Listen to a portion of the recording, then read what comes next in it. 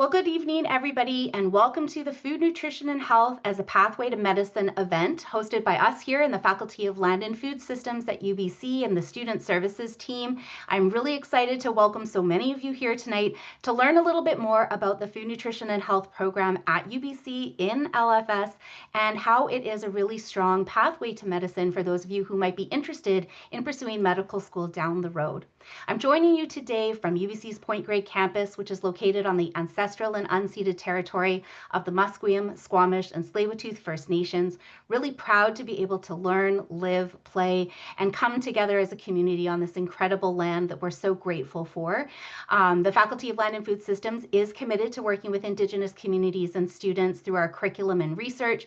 And as undergraduate students in the faculty, you'll have an opportunity to learn and unlearn with your own assumptions and understandings of the histories of Indigenous peoples here in Canada and specifically at UBC's Point Grey campus, and have an opportunity to challenge those assumptions and pursue your own pathway to reconciliation through your time as an undergraduate student. And I really encourage you to look into this as undergrads and get involved in the community programming that really speaks to you both inside and outside of your academics. My name is Christine Clary. I am the Director of Student Services. In my role, I'm privileged to lead a team of student services professionals who support students with their academic, professional, and personal journeys while students at UBC and specifically in the Faculty of Land and Food Systems. I am so excited to be welcoming some alumni from our FNH program, some of whom I've known since they were first-year students in our faculty and who have now graduated into being doctors, which is incredibly exciting and very meaningful for me. Academic advisors, student engagement, and career support are all available to students within the Student Services team. And I'm joined today by Tuan. Tuan is our student recruitment coordinator who supports us in putting on all of these types of promotional events and recruitment stories for our prospective students to help connect you with the faculty, get inspired, and learn a little bit more about what it might be like to be a student in LFS. So thank you so much, Tuan, for being here as well. Today, we're going to do a bit of an overview of the Food, Nutrition, and Health program in the context of the Faculty of Land and Food Systems, talk a little bit about what the systems thinking approach actually is all about and how that translates into a career and an academic pathway in medicine. Why does nutrition matter in healthcare? As well as the stars of our event, Gail Hammond, faculty member in the Food, Nutrition, and Health program, who's going to speak to some of the systems thinking and nutrition matters concepts and help you to see the connection between your academic learning as undergrads and how it prepares you for a career in medicine. And then the other stars of our show, our alumni panelists, all three of whom are graduates from the Food, Nutrition, and Health program and are active students in UBC's Faculty of Medicine, Sarah, Aki, and Jeff. You will get a chance to meet all of these people throughout the presentation. And then, as I mentioned, we will be holding some time for Q&A at the end, and I'll make sure to go through the admission requirements, particularly for those of you who are high school students and maybe looking ahead to adding food, nutrition, and health to your UBC application. So what is the Faculty of Land and Food Systems? It is a very special, family-oriented, community-centered faculty. It's a mid-sized faculty here at UBC's Point Grey campus that is really focused on integrating research, education, and services to address the critical global issues around human health and a sustainable food supply. I like to describe LFS students as scientists with squishy hearts, students who have a really deep understanding, awareness, and passion for science, but love to understand the connection between science and having a social impact. And that's why I feel so strongly that the Food, Nutrition, and Health program in particular is such a foundational program that provides students with pathways into the Faculty of Medicine, and it opens the door for students who are interested in building on their personal interests in nutrition and healthcare and education and public health and translating that into a career in medicine and particularly as a physician. There are a number of different majors within the Food, Nutrition, and Health program that students can pursue, and you'll hear from our three panelists today, all of whom graduated with the general Food, Nutrition, and Health major within their program. This major is the most general of all majors that we offer and where the majority of students choose to carve out a path of their own to really bridge science, health, and society with a real interdisciplinary approach. It allows for you to build adaptability and communication skills as well as cultural competencies with that strong foundation in science that you get to practice in hands-on experiences and really applied learning throughout your undergraduate experience. You start to look at the impact food has on the individual as well as community health and talk about real-world applications of health sciences as they relate to healthcare. If students are interested in kind of customizing their program through the General Food, Nutrition, and Health major, in addition to what you are able to do throughout your entire degree as an undergrad, you get to do some flexible learning or choose some customized pathways within the General Food, Nutrition, and Health major that allows for you to ensure that you can focus on things like heavy sciences or social sciences. Nutritional sciences is the more heavy science focused major that students might pursue that offers you a comprehensive understanding of nutrition and its relation to health sciences and human metabolism. So if you're really interested in the science behind health, this might be a really good fit for you, and you're interested in understanding human metabolism and nutrient utilization within the body, the nutritional sciences major might be a really great option for you. For students who are interested in the science of food, food science is a wonderful major that we offer as well that looks at the chemical and biological aspects of food processing and production, as well as the application of engineering to mechanical food processing. You look at different things around food production, processing, food preservation, and there's great opportunities for you to get connected in with professional organizations. This is a competitive major, and it may be of interest to those of you interested in human medicine. It may not be, and that's okay. You can also combine food and nutritional sciences into a double major if that's an area of interest for you as well. And then lastly, the dietetics major, which is a competitive major within our faculty as well. UBC's Faculty of Land and Food Systems is the only school in the province of British Columbia where students can be educated to become certified registered dietitians. Students are able to learn around clinical, private, and industrial environments, really focused around patient and client care. And how do we manage nutrition and care within our population and all of the different aspects of public health education that come with this. This is obviously a really important area, and it offers a professional stream for students who graduate from this program, but can also be a preparatory program for the medicine program, as you'll hear from Sarah a bit later on in our presentation as well. So that's just a quick overview of the different majors that we offer within the Food, Nutrition, and Health program, just to give you some insight into the different directions in which you might choose to pursue. But I'm very happy to pass the baton over to Dr. Gail Hammond, who is herself a registered dietitian and teaches in our Food, Nutrition, and Health program, who's going to talk a little bit about the food systems thinking and its connection to nutrition and the healthcare system. Gail, I turn it over to you. Wonderful. Thank you, Christine, and welcome everyone. I'm so excited to be here with you and share a little bit about my perspectives of how FNH can really prepare you well for a career in medicine. So as Christine mentioned, I'm a registered dietitian, and I have always, throughout my entire professional career, I've always used nutrition education as a theme. So hopefully I can share a little bit about that with you today. So the system thinking approach is very strong in LFS, Land and Food Systems. And what that does is it actually brings students' awareness to complexity. And if we think about food systems in particular, food systems, so all the way from the production of foods to the processing of foods, transportation of foods, retail, wholesale of foods, bringing foods into your own home and cooking them, preparing them, and making lovely meals to share with others.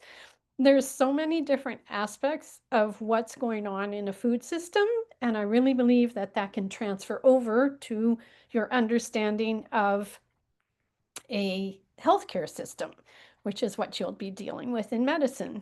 So have any of you heard of the systems thinking approach? Just a quick yes or no. You can drop it into chat or put your hands up or... No, I haven't. Oh, thank you for speaking up. That's lovely. Has anyone else heard of systems thinking? No. Okay. Okay. Well, it is on honestly, what FNH, Food, Nutrition, and Health will do is bring that together, all these various components of a system. So you can think about food system as the various components I just talked about. You can think about healthcare. So how do the patients, how do the practitioners, how do the services, how do the technicians, and various other players in healthcare systems, how do they all coordinate with each other, interact with each other, and bring out some positive outcomes on human well-being?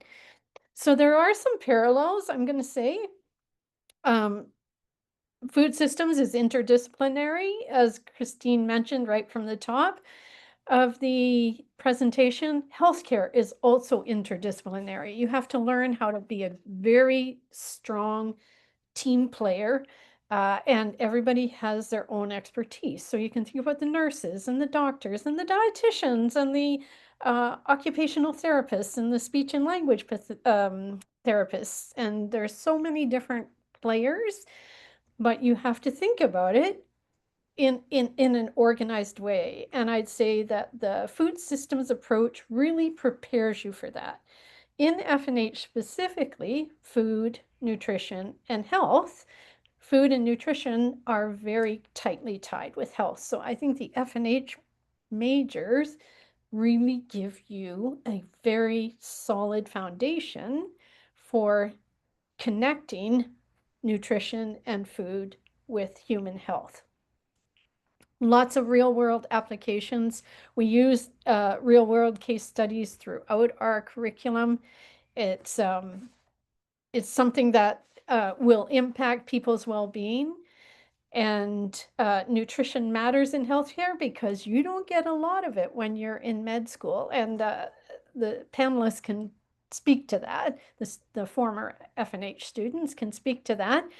But one stat that really stands out to me, and this was held true 40 years ago and it holds true today, and that is that about 40% of people arriving at the hospital are malnourished.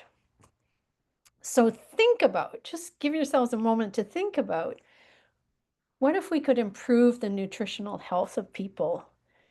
And that would keep them perhaps from being hospitalized. Some of them need to come for various reasons, but if we could keep people better nourished, then that improves their overall health, not just their nutritional health, their physical health, their mental health, their social health. Food is a wonderful convener of bringing people together. And so you learn about all those bigger factors that influence people's health in food, nutrition, and health. So really, really strong connections to between food, nutrition, and health. In the programs, whatever major you're in FNH, you'll be introduced to key terms and concepts that are health related. So some terms that you would hear about in your medical training, and then also where you'll hear about it in working with your clients or patients. There are trade-offs that we have to think about. So this is the complexity of thinking that we bring into the FNH curriculum. So some people may not have the resources to make healthier food choices. Some people may have mobility issues to be able to prepare their own healthy meals. So they're going to rely on some more processed foods. Some people could be basically just not having the proximity to access to healthy foods. And we see that in different segments of the population. So you have to put your critical thinking cap on and just be able to design appropriate interventions that are tailored to the people that you're working with. So if you're working with a client, you need to understand what's their social context, what's their cultural context, and how can we work together, because the client or the patient will lead the development of a nutrition care plan. that will have some kind of action plan that the person can implement, and then we monitor and evaluate that. So there's a lot of thinking that goes on with FNH and its very tight connection to health. And this could just set you up for a nice, smoother transition into medicine.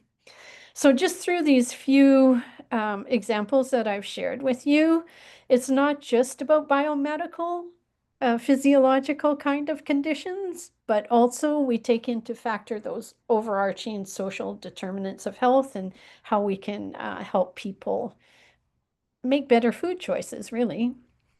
We also work on one-to-one with people. We also work with you work with community groups, and you learn how to be professional in your interactions with professionals that work out in the community. So like dietitians or nurses, public health nurses, doctors, other people. And it really builds your skill set. And that's what we do. We want you to get a foundational knowledge in food, nutrition, and health, but at the same time, we want you to grow as a person. And we take that holistic approach to you building skills, having healthy attitudes towards different complex issues that are circulating in society or that society's facing these days. And we also have lots of different opportunities for you to get involved. You can volunteer. There may be in people's labs. You can get involved in student organizations that really help you to build your leadership skills, your communication skills, and a full set of all those kinds of skills that you're going to need if you're going to be a professional in the healthcare setting.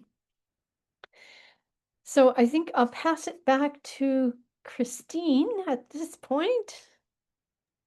Well, thank you so much, Gail. I hope that that enlightened some of you joining us today and gave you a unique perspective on the value of the learning that takes place for students within the Food, Nutrition, and Health program, within the Faculty of Land and Food Systems, and how it prepares you for that career path towards medicine. We are going to hear from our three panelists in just a moment, but knowing that food, nutrition, and health and becoming a physician are not the only points, A to B, for everyone, and throughout your undergraduate experience, you're going to get exposed to different topics, different professors, different ideas, different experiences, new learning, new theories, and it might inspire you to pivot your career and move in different ways to be engaged with or contribute to the healthcare system down the road. So whether that's through public health and education, dietetics, public policy, community health, dental hygiene, dental school. We have students who go into dentistry as well.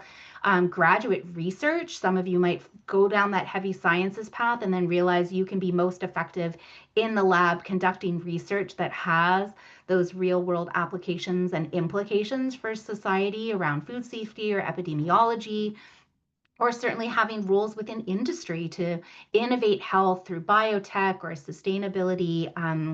There's lots of different pathways that you can take, but of course tonight we are going to focus on the Food, Nutrition, and Health program as a foundation to go into the Faculty of Medicine.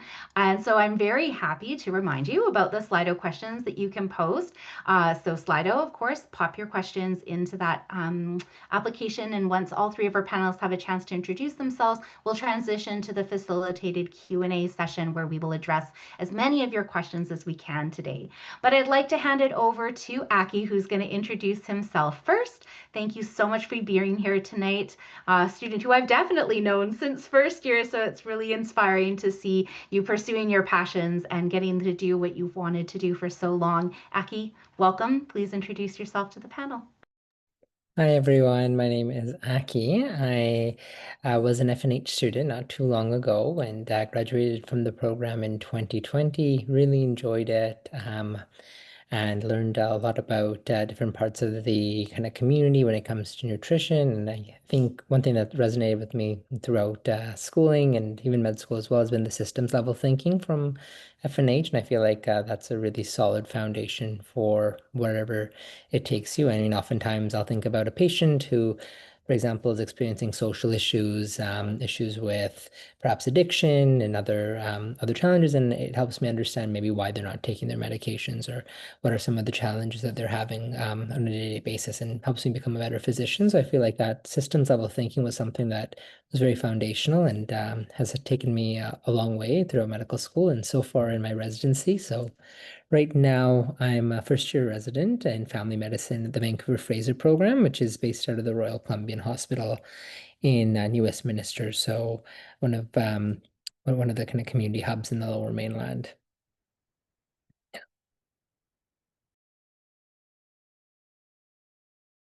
Sarah, over to you, my dear. All right. Yeah. My name's Sarah. I graduated from the major in dietetics stream in the Bachelor of Science of Food, Nutrition, and Health just this past May. I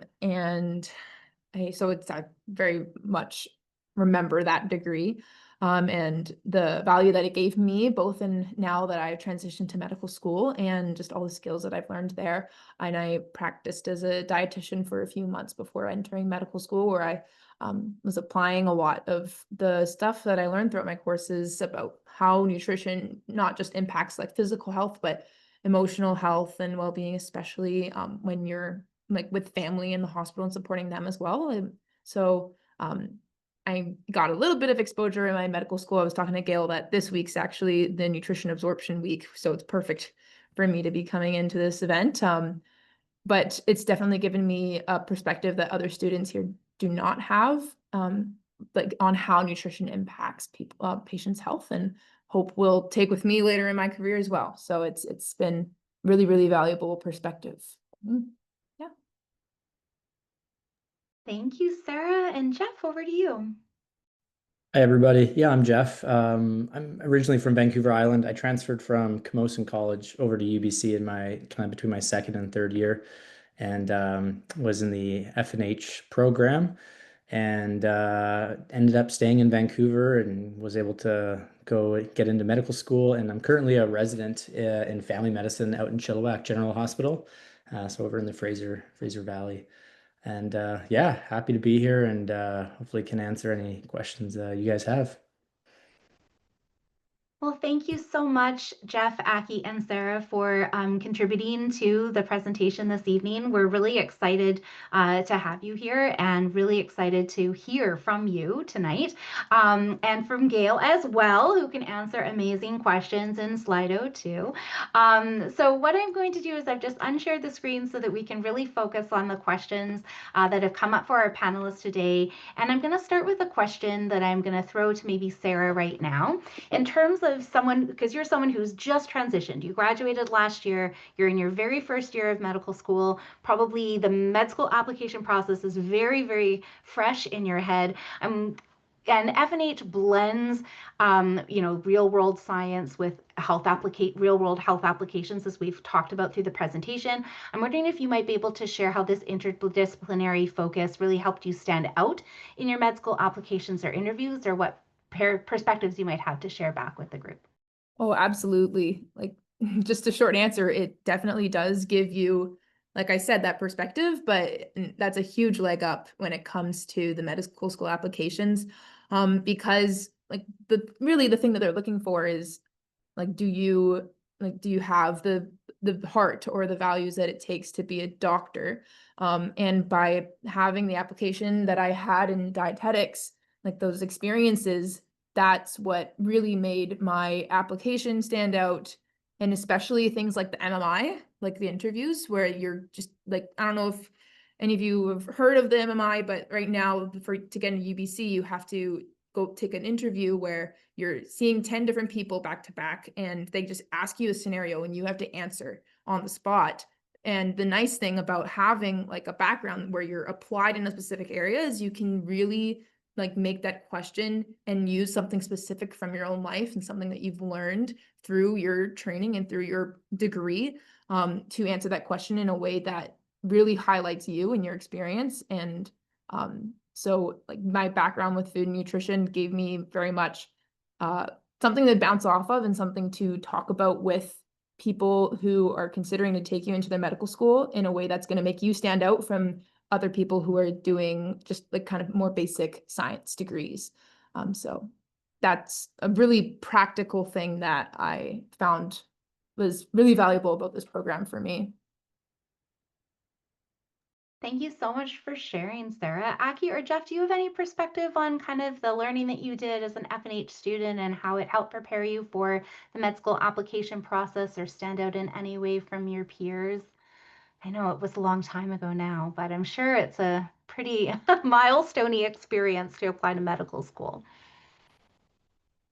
Yeah, I can speak to one aspect of it. I remember, I had an opportunity in FNH to do some research, and I felt like it was very practical as well. The research was very relevant. The project I worked on, got to do some publications from it and presentations. And something I didn't know going into medical school is that there's like required research. So that was a bit of a surprise for me. And fortunately, though, having that experience through FNH, I felt like it equipped me quite well when it came to knowing how to criticize papers and interpret them, and then get to the point of actually publishing them yourselves and presenting on them. So that was a component I didn't actually know going into my undergrad would give me a bit of an advantage in medical school as well, just having that research experience. So. Well, thank you so much for sharing. In the Slido questions, someone's posed a question that I'm curious if you can answer is what made you want to pursue medicine in the first place? Aki, what inspired you to pursue medicine? Yeah, I think for me, it was a combination of a few things. I remember, so growing up, my grandma was someone who was a huge part of my life growing up, and she was the one that would often care for me after school. And so, as she was aging, and probably around the time I was in high school, she developed quite a bit of heart disease, and we were often kind of going in and out of hospital, and I often would be the one, just 'cause her English wasn't the very best, and she's kind of an older, frailer person, so. Oftentimes I would go to the hospital with her, and it was quite inspiring to see these different physicians come and speak to my grandmother. I think the ability to provide our family with reassurance, the ability to kind of feel heard, validated, and kind of see like the power that someone's education, someone could have and making someone else's life better. That was something that was so inspiring. And I think since that point in time, I was very much thinking, oh, this is something that I could totally see myself doing as well. And I would say for me, it was very much a personal connection that I had, and something that I wanted to kind of pay forward for others too. Such a beautiful story. Thank you so much for sharing. Sarah, I see you nodding your head quite a bit. Do you have a similar story, or do you have a different story that inspired you to pursue medicine?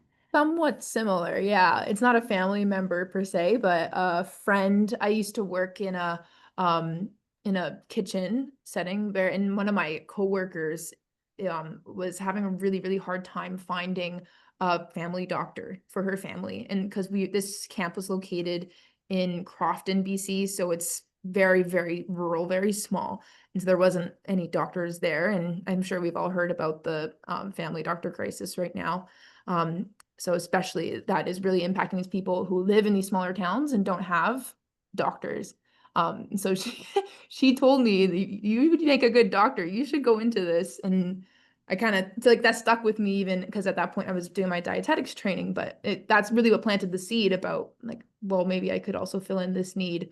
And then into my exposure in the hospital, just witnessing the doctors, like what Aki was saying, like seeing how they navigate really difficult patient scenarios and have all of these perspectives, like not just the nutrition, but use everything to like talk to their patients and make them feel heard and understood. I really, really admired that and wanted to be like that. So that's my main reason.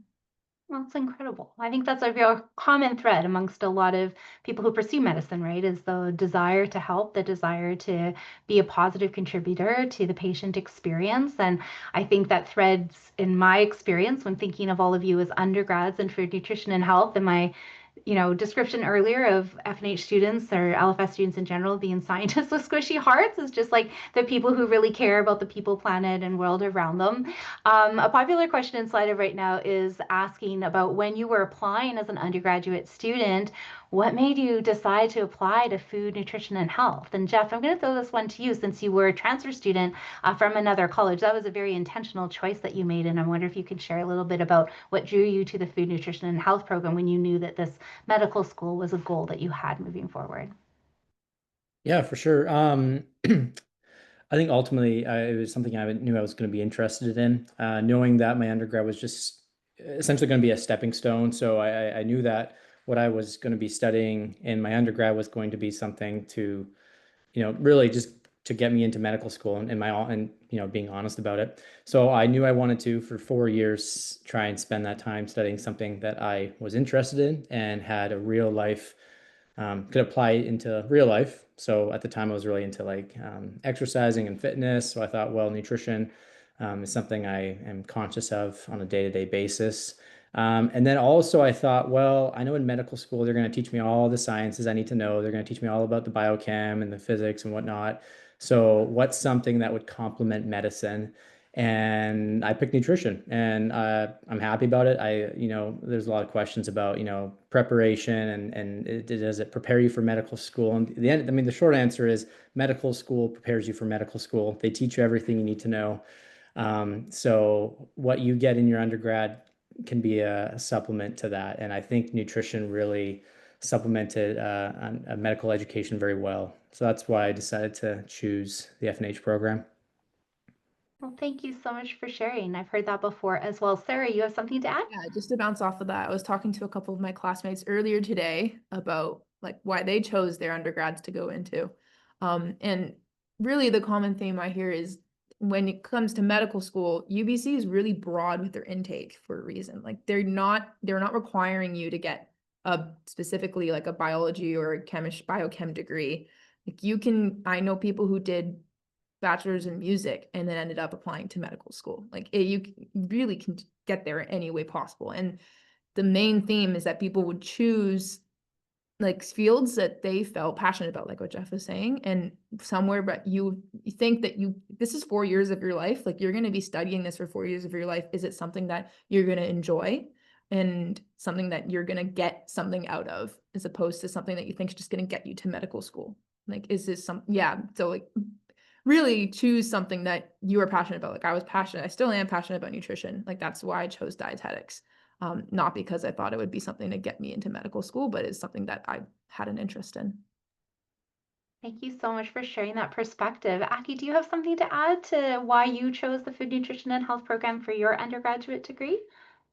Yeah, I think I was purposefully looking for a pre-med program when I was looking at undergrad, and I was trying really, really hard because I guess in the States it's a pretty big thing for students to go to a pre-med program before applying to medical school. And so for me, I was trying really hard to look for one, and then unfortunately at UBC there wasn't an official pre-med program. I don't know if they still have it. I remember engineering has some sort of pre-med alternative pathway, but I don't think it's an official pre-med program by any means.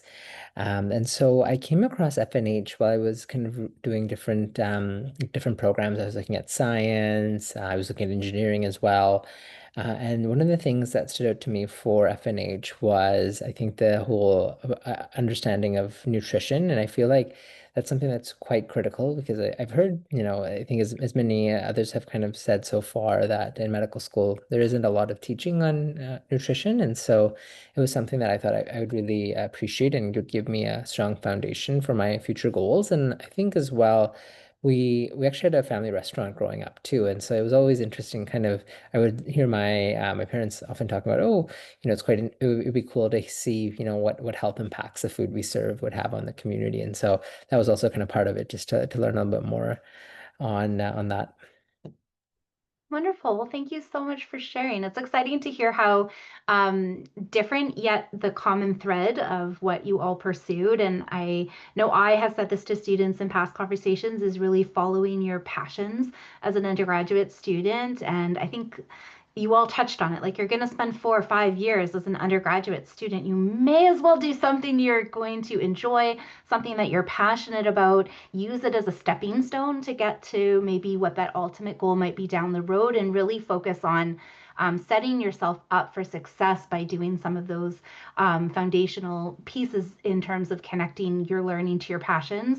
The likelihood is you'll do better in school if you like what you're studying. And since grades are so important for some of these competitive programs down the road, that can be a really strategic approach, I suppose, in terms of setting yourself up for success. One of the questions that came up in the chat, very popular, is how the FNH program prepared you to do okay or do well on your MCATs.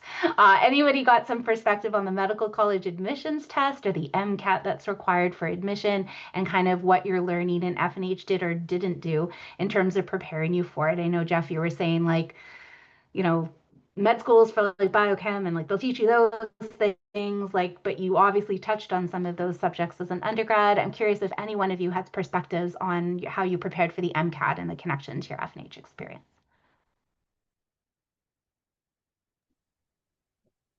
Yeah, I can touch on it. I feel like I made a bit of a mistake when I wrote my MCAT. I kind of waited to the end. I didn't know anyone in the process, so I wasn't really given the tips and tricks about when to write the MCAT.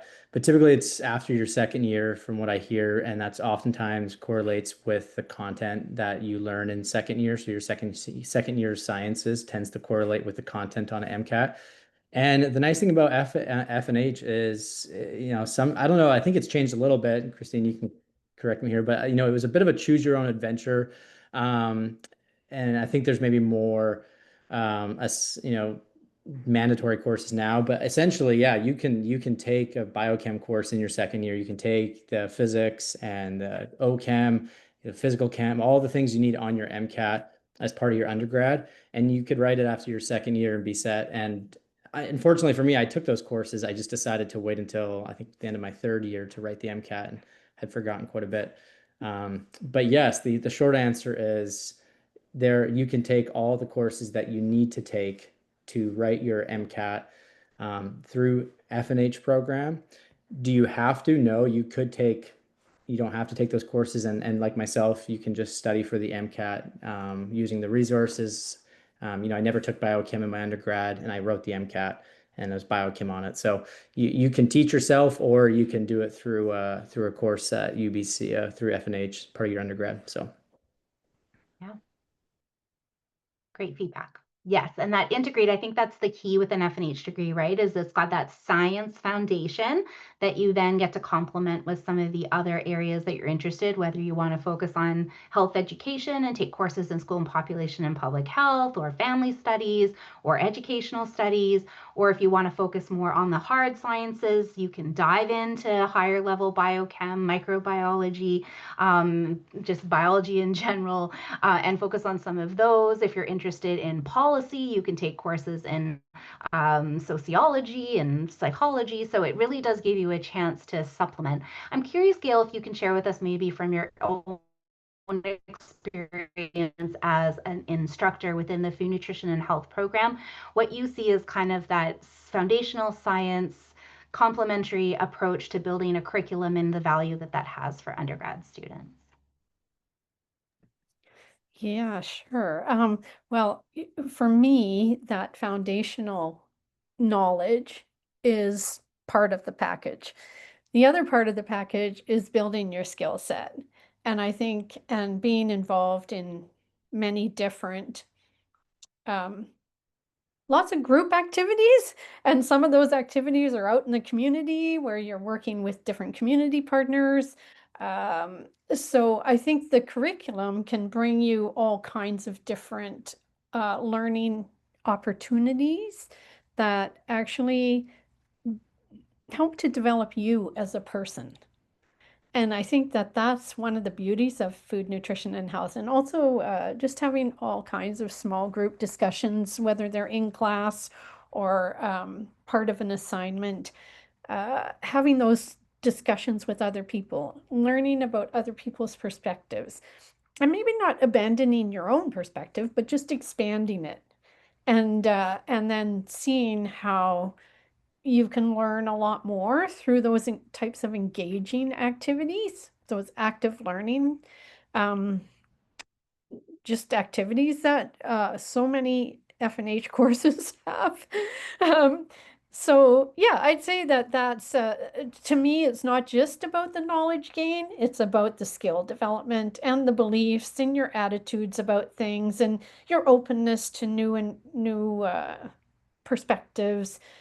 Working together as a team, like in the healthcare system, you'll be working on an interdisciplinary team. So learning all those skills that will become very, very important as you practice as a physician. Yeah, I think FNH courses really built the whole big package. Well, what a wonderful segue to our next question. Sarah, did you want to jump in there real quick? Sorry, I saw you unmuted. I apologize. Sorry. Yeah, Yeah. just to bounce off what Gail was saying too. Of course. Like the MCAT is not just science. Like science is only half of the MCAT. Like the other half is the CARS, the critical analysis and reasoning, and the psychology. I had to do psychology to get into dietetics. And then like that, all of the like knowledge and beliefs, values, and you're working actively with people, like that's going to really help for the CARS part. So like I would argue that being in something that's not just pure science actually gives you the flexibility to prepare even better for the MCAT, because you're building up more of those other skills that people tend to struggle with when they're just in a science stream. Thank you for sharing that, Sarah. That's a really interesting perspective, and also is a wonderful segue to one of the questions off Slido. It was upvoted quite a bit in terms of asking Sarah, Jeff, and Aki, what were your favorite courses that you took as an FNH student, and was there a course that maybe made you want to pursue medicine or maybe reaffirmed your desire to pursue medicine? I'm just curious if you had a favorite course you want to share back, and if it's one of Gail's, that's great, but it doesn't have to be.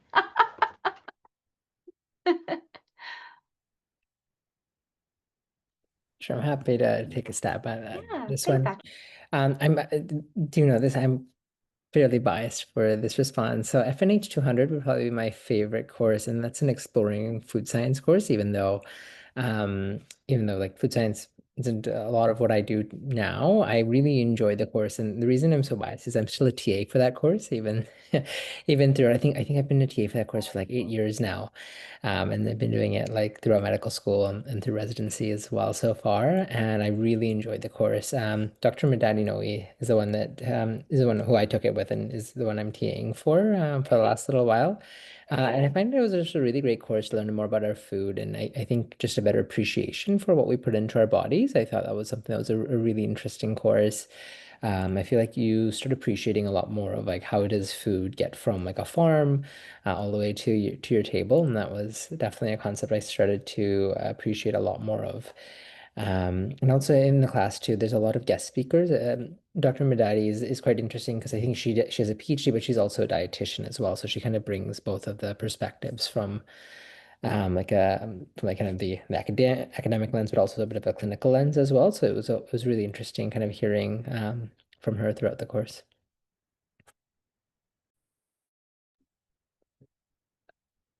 Trying to remember the course codes. I'm not as gifted as Zaki over here. Name dropping professors and course codes. It's impressive. There was one called Nutrition Around the Lifespan, I think. I think that's a pretty popular course just at UBC in general. But that was a really good one. And actually, I still can remember things taught in that course that helped me in practicing medicine. Another one was International Nutrition.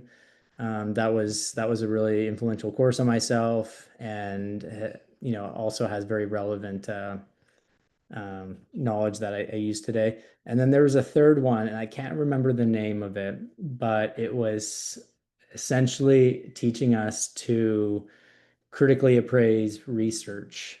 And an example of it was, there'd be a topic of like omega-3s in pregnancy, and half the class would be assigned a paper that proved that they were effective in something, and then the other half was given a paper to show how they're ineffective and there's no research to suggest them, and you had to critically appraise the papers. And so I don't know if anyone remembers the course code for that, but that was a really really good course, and it's kind of stuck with me.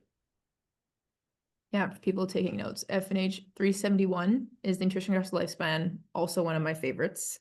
FNH 355 for international nutrition, and then I think FNH 398 was the research one. That's the one that I had to do. It may have changed since there may be other ones, but 398 is the one that I had to do. Yes, I can also vouch FNH 371 has been super, super applicable even in med school. I have a few others that's kind of more specific to my journey. Like FNH 250 is the first elective I took in first year, and I started off in science. So I was in the UBC science faculty, took FNH 250 as an elective, loved it so much that I came over to LFS. And yeah, like that's really the one that when I was talking about before, like the thing that you're passionate about, make your degree about what you're passionate about. That's what helped me figure that out. So that's very close to my heart. And then once I was in second year, I took Bio 155, which is a anatomy and physiology course over 2 semesters. It's a doozy of a course, but I absolutely loved it. And that really affirmed for me to go into dietetics, because originally I was in food and nutritional sciences, and then I switched over to dietetics to get more of that healthcare application. So all those courses I think of, and because they're the ones that really had such an impact on me that it influenced where I went with my degree, and I can still remember them to this day. Well, that's amazing. And it's nice to hear some common themes between the three of you too, right? In terms of connecting. I did this class as an undergrad and I'm seeing the application of that course, or I'm coming back, reflecting back on that class as a medical school student or as a resident. It's really exciting to see the connections between what you were learning as an undergrad and how it showed up in your medical school education. So that's really inspiring. Thank you so much. There are a couple questions in Slido that I'm going to answer quite quickly because they're not for our panelists, but I will cover them because we are going to flip over to the presentation shortly to wrap up on time in the next 10 minutes. I will walk through the admission requirements for students applying from high school and talk a little bit about competitive averages, so I will address that question. A couple of the questions are being asked in Slido around whether or not you can combine dietetics with other areas of study. As an undergraduate student, the answer to that is no, because the dietetics program is a competitive major and the courses and the program itself is incredibly prescriptive and quite it doesn't have the flexibility for you to combine it with a degree. The question specifically was about kinesiology. That being said, you could likely take some lower level kinesiology classes as an undergrad. Aki, I don't know if you want to speak to the fact that you went from your undergrad into a master's program in kinesiology and talk a little bit about that transition heading into medical school. Yeah, for sure. I think as FNH students, we're quite lucky. There's a pretty strong relationship between food, nutrition, health, and kinesiology. And I feel like there's a lot of overlap between the kind of the two programs, definitely in terms of like holistic health and well-being. And so I did my undergrad in food, nutrition, health, and then it was during COVID, and so I was on the wait list for medical school. I wasn't really sure what to do. Wasn't ready to go looking for jobs in the COVID job market, so I applied for a 1-year master's at UBC in kinesiology, and I actually did that right before I started medical school, and so it was great. A lot of the programs were there's a lot of overlap in terms of kind of holistic well-being, and I think if you have an interest in kinesiology, it's definitely something, you could do a 4-year program in FNH and then do a 1-year master's in kinesiology all at UBC as well. And I thought both programs were excellent. Well, thank you so much for sharing that, because it is interesting to know, right? There's so many different pathways into medicine. And I think for students like Jeff and Sarah, correct me if I'm wrong, you got in on your first application. Sarah, obviously, you graduated last year. You're in medical school this year, so application 1 and done. Jeff, did you have to apply multiple years, or were you able to get into medicine right out of your university degree? I had to rewrite the MCAT multiple years, Right. apply once. So yes, going back to the MCAT thing. Yeah, Yes, and I think that really helps highlight that there are so many different pathways into medicine. But one of the things that I think is really important for the audience to take away is that there are these success stories of FNH students being very ready for medical school and being admitted the first time that they apply. You hear a lot of stories from students who apply to medical school year over year over year, and it is really exciting. And certainly, as someone who's been in her role for over a decade and seen students like these three come through the undergraduate program and apply to medical school and then hear that great, exciting email, I just made it, going to medical school, and to know that students are getting in on first tries, that gives me a lot of confidence to know that we're preparing students for medical school really, really well, and that students are doing all of the right things to be ready. One final question for our panelists before we transition to the final slide deck to wrap up this evening.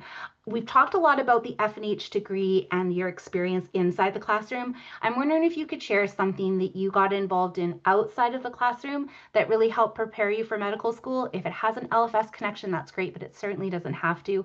As Gail mentioned, you need to learn so many different types of skills, and we know that learning in the classroom is not the only way to develop those skills. So I'm just curious about something you did outside the classroom that helped prepare you for medical school that you'd like to share back with the group. Sarah? Maybe you can go first. Sure. Something I was told in first year that I still recommend everyone do is talk to your profs, like build a relationship with your professors. I built a relationship with my FNH 250 prof, Elizabeth Novak, amazing. Because I had to do it online, unfortunately didn't fit with my schedule, so I couldn't take Gail's class, but I took it with Dr. Novak and built that relationship with her and ended up TAing for her in my 4th and 5th year of dietetics. And she ended up being my academic reference for the medical school application, because you do need someone who is a professor who has academic standing to provide a reference for you. And she was like very happy to do that, and I'm very grateful for her. And that wouldn't have happened if I didn't build that connection and then also keep that connection going as I TA'd for her outside of school. So yeah, that's just a general piece of advice for anyone going into university. Don't be afraid to go up to your professors and build that relationship. Thanks, Sarah. Jeff, I'll pass it over to you next. Yeah, you were just asking like something outside of school that, yeah, I mean, my big thing is I always tell people get a job. I think the reason why I'd say that is, one, it like shuts your mind off of school, and sometimes it's good to be able to do that. Engaging with people in a workplace. Also, it's interesting, like medical school, maybe not as much later in the years, like 3rd and 4th year, but then as a resident, especially, it's essentially a job. You're just not paid for it. But it was really helpful having experience in the workforce, things like showing up on time, expectations people have of you. As a student, especially nowadays, I feel like, there's a lot of Zoom, and so we can do a lot of things over Zoom. But work, oftentimes you can't. And I found that outside of school, the kind of skills and habits I learned by having a job really helped. And like I said, I think it's really healthy, even in school, to have something on the weekend that gets you away from the books and keeps you busy. And so, yeah, I always recommend try to find something like that if you can, even during the undergrad years, if you can handle it. That's great advice. Now, Aki, I'm going to pass it over to you to share back what you got involved in outside the classroom that you think helped prepare you for medical school. Yeah, for sure. I think one of the volunteer activities that I really enjoyed in undergrad was volunteering for the Fraser Health Crisis Line, which is a suicide prevention hotline.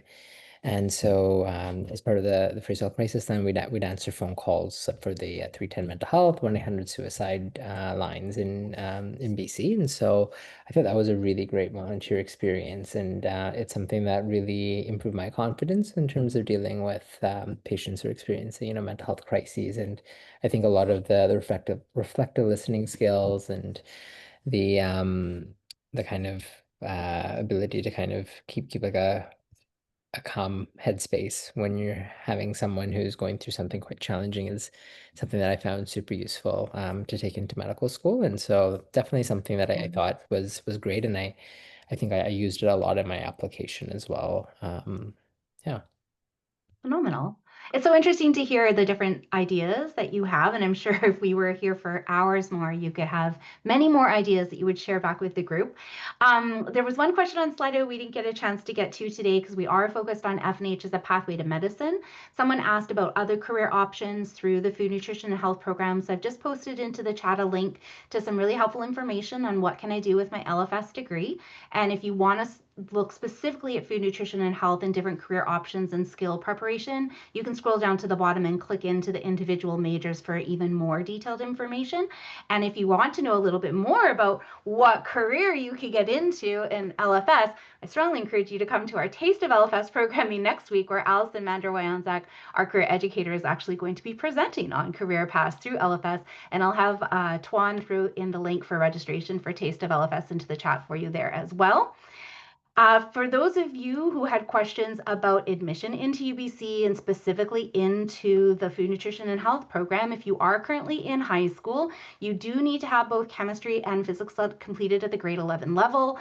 And in grade 12, we need to see that you have your English or equivalent at the grade 12 or senior level, your pre-calculus 12, and one of your sciences at the grade 12 level as well.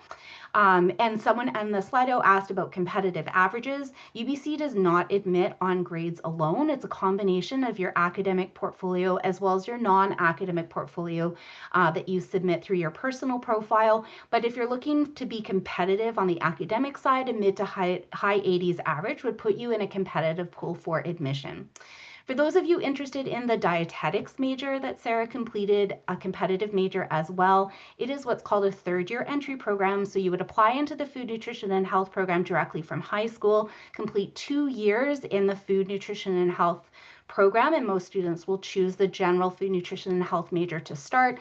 And then in your second year, that's when you'll have the first opportunity to apply for the dietetics major. And if you're successful, you would transition into that major for the remainder of your academic year, plus 1 additional year of your practicum or education placement. So hopefully that answers those questions from Slido and clears the deck there. If you are a post-secondary transfer student in the mix, UBC admits based on your most recently completed transferable credits, usually within your last 24 to 30. If you are in a post-secondary environment where you have taken a bunch of courses that aren't applicable to the Food, Nutrition, and Health program, we do have to always go back and ensure that you have those minimum admission requirements that I spoke to in the previous slide. You can look up any equivalencies in the BC Transfer Guide. For those of you that who are on the call who might be from UBC and already studying in other programs, you are welcome to apply for program transfer. The application deadline for most students is January the 15th. There is an early December 1st application deadline for those who wish to be considered for scholarships. For those of you who are already at UBC and maybe looking to transfer into the Food, Nutrition, and Health program like Sarah did when she transferred from the Faculty of Science, that application actually isn't due until May. So you have lots of time for the program applications. But if you're not already at UBC and you're in high school or at another post-secondary institution, please be mindful of UBC's general January 15th application deadline. And again, if you wish to be considered for scholarships, ensure that you apply earlier. December 1st would be that deadline. you.ubc.ca is your home for all things prospective student. But if you have any questions, I really encourage you to do some research, right? Explore our website, explore UBC's website, get some insight perspective on the different degrees that you wish to study, ensure you have those degree admission requirements. And then I welcome you to join us at Taste of LFS next week if you're a prospective high school student, where we actually have a whole session dedicated to the Food, Nutrition, and Health program called the FNH Deep Dive session, where you'll hear from current students and faculty members, and you'll get a chance to learn a little bit more about the program and how that experience would be shaped at the undergraduate level. And so Tuan put the link for Taste of LFS into the chat, so I encourage you to register and join us next week if you can. And of course, if you have any questions, you can always reach out to us. Our academic advising team and student services is available to meet with or answer questions of prospective students, so you can always send us an email at LFS, so that's the short acronym for Land and Food Systems, .advising@ubc.ca.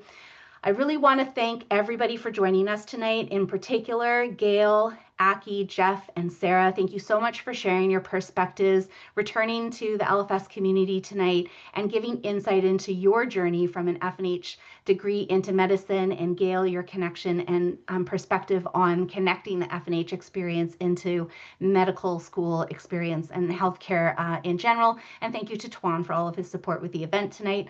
I hope you got a lot out of this session and that you are inspired to consider your own professional journey. Thank you so much for coming tonight. Hope to see lots of you at Taste of LFS next week. Have a great evening.